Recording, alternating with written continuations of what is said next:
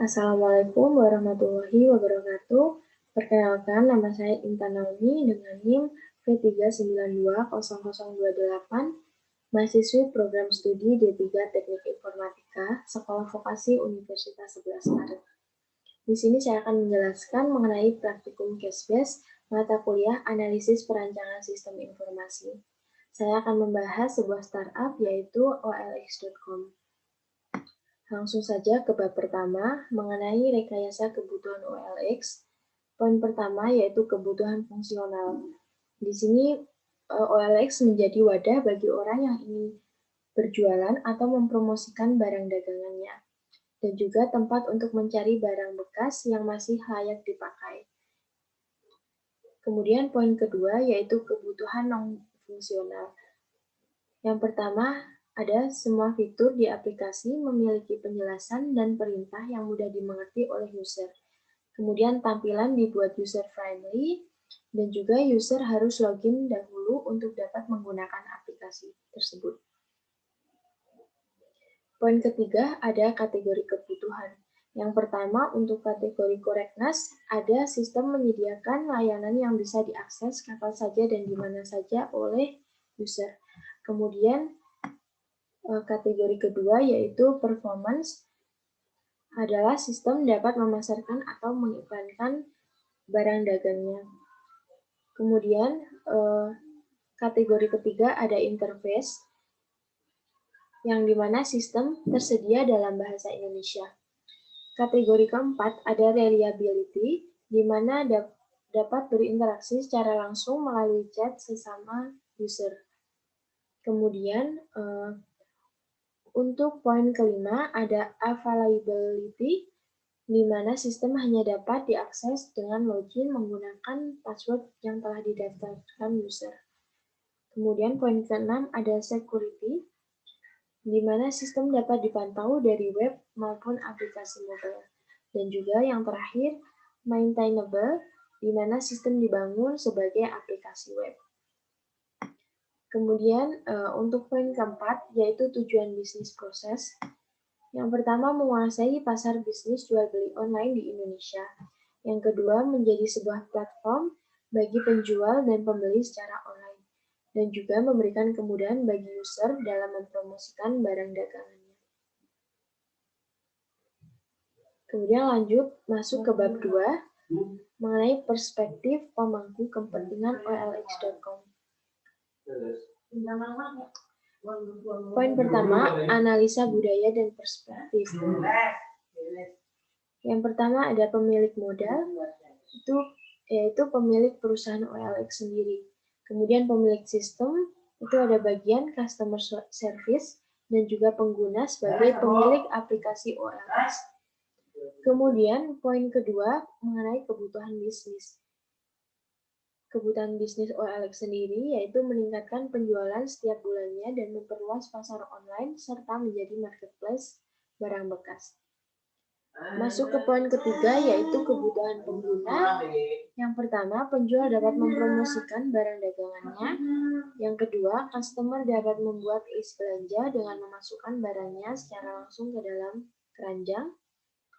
Kemudian penjual dapat mengupload foto dagangannya beserta deskripsi barang, dan juga terdapat fitur filter agar lebih memudahkan dalam mencari barang yang dibutuhkan. Untuk poin keempat yaitu aturan bisnis. Di sini pengguna harus login menggunakan akun yang telah didaftarkan dan sudah diverifikasi. Kemudian pembayaran online harus dengan memasukkan PIN terlebih dahulu. Selanjutnya mengenai atribut kualitas. Yang pertama, ketersediaan layanan 24 jam. Kemudian sistem dapat melayani minimal 1000 transaksi per menit, proses pembayaran paling lama 2 menit, dan juga update halaman maksimal 1 menit. Untuk poin antarmuka eksternal, di sini menu ditampilkan dalam bahasa Indonesia. Sistem dapat diakses melalui aplikasi maupun website. Kemudian sistem menampilkan bukti pembayaran dan juga pendaftaran akun secara gratis. Untuk poin ketujuh mengenai batasan. Di sini batasannya yaitu satu customer hanya bisa menggunakan satu akun, dan juga barang yang dimasukkan ke keranjang memiliki batas maksimal. Untuk poin terakhir, mengenai tanggung jawab dan hak yang tidak dilakukan oleh pelanggan, yaitu tidak menghargai proses yang digunakan oleh analis dalam rekayasa kebutuhan. Yang kedua, kurang spesifik dalam mengungkapkan masukan spesifikasi sistem, tidak berusaha memberikan pengetahuan yang cukup pada pengembang tentang ranah sistem, dan juga tidak berkenan menginvestasikan waktu yang cukup untuk proses rekayasa kebutuhan. Kemudian masuk ke bab 3 mengenai skenario OLX.com. Di sini saya membuat sebuah skenario, yaitu suatu hari Edo akan mengadakan acara pameran di studio miliknya. Namun dia belum memiliki sarana dan prasarana yang lengkap. Ia kebingungan untuk memenuhi sedangkan uang operasionalnya sudah menipis. Kemudian seketika ia teringat dengan e-commerce yang biasa ia gunakan, yaitu OLX. Dari situ, ia langsung mencari kebutuhan apa saja yang diperlukan dan sebisa mungkin mencari barang bekas yang masih layak digunakan untuk menghemat pengeluaran. Sesudah mendapat barang dan memasukkan ke dalam keranjang, Edo hendak check out dan membayar melalui m-banking, namun ternyata saldo di ATM-nya kurang. Akhirnya, Edo memilih metode lain, yaitu dengan menggunakan sistem COD atau cash on delivery. Kemudian masuk ke bab 4 mengenai elisitasi kebutuhan OLX.com. Poin pertama mengenai pemangku kepentingan OLX.com, yang pertama ada pengguna aplikasi, yaitu orang yang menggunakan atau menerima layanan sistem OLX. Yang kedua ada karyawan, yaitu orang yang terlibat dalam menangani keluhan dari pelanggan. Yang ketiga, direktur utama, yaitu orang yang bertanggung jawab dalam memimpin dan menjalankan perusahaan. Kemudian ada manajer bidang IT, yaitu orang yang bertugas mengembangkan dan menyusun strategi dan rencana IT OLX dalam hal mempermudah pekerjaan dan dalam pelayanan kepada pelanggan. Kemudian ada manajer karyawan, yaitu orang yang bertugas menangani keluhan pelanggan yang tidak bisa diselesaikan bawahannya. Setelah itu ada manajer keuangan, yaitu orang yang bertugas mengkoordinasi perencanaan anggaran, dan yang terakhir manajer pengguna adalah orang yang bertugas mengkoordinir semua penjual OLX. Di sini ada viewpoint mengenai OLX.com.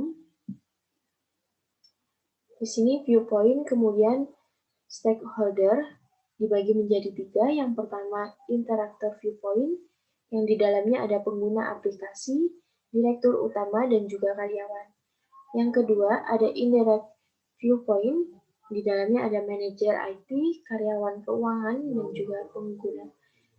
Kemudian yang terakhir ada domain viewpoint, yang di dalamnya ada standar yang telah dikembangkan.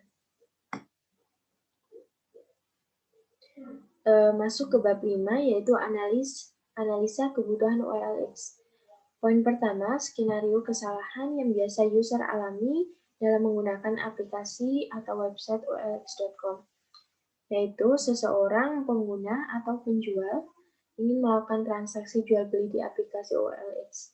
Biasanya penjual memasang iklan untuk mempromosikan produk jualannya. Selain itu, pemasangan iklan juga dapat membantu sebuah produk akan lebih sering lewat di timeline pembeli. Kemudian poin kedua, yaitu asumsi awal, adalah pengguna atau penjual login terlebih dahulu ke sistem OLX. Poin ketiga adalah keadaan normal, yaitu pengguna atau penjual mengupload produk yang akan dijual. Sistem meminta penjual untuk melengkapi deskripsi secara lengkap mengenai produk yang akan dijual. Kemudian sistem akan meminta pengguna untuk mengiklankan produknya. Kemudian pengguna akan diberi informasi apabila produk sudah berhasil diiklankan. Untuk poin keempat, yaitu kesalahan yang sering terjadi. Yaitu pengguna atau penjual seringkali melakukan kesalahan tanpa disadari, seperti memasang iklan berulang, memasang iklan produk yang sudah ada pada larangan iklan, dan melanggar syarat dan ketentuan yang ada. Untuk poin kelima mengenai aktivitas lain, di sini beberapa iklan akan melalui proses screening terlebih dahulu, dan iklan yang tidak sesuai secara otomatis akan ditolak oleh sistem untuk menjaga kualitas konten iklan di OLX. Poin terakhir yaitu kondisi akhir.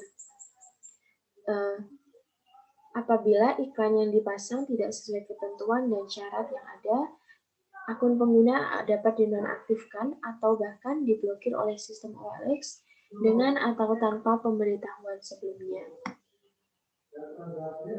Kemudian bab ke-6 mengenai spesifikasi kebutuhan OLX.com. Poin pertama yaitu aktor yang ada dalam OLX.com. Yang pertama ada pengguna, kemudian ada karyawan dan juga direktur utama. Poin kedua, kasus penggunaan OLX.com. Untuk pengguna sendiri yaitu menggunakan dan menerima layanan sistem OLX. Kemudian untuk karyawan menangani keluhan pelanggan dan juga direktur utama membangun OLX dan bertanggung jawab dalam memimpin dan menjalankan perusahaan. Kemudian masuk ke bab terakhir yaitu use case diagram OLX.com.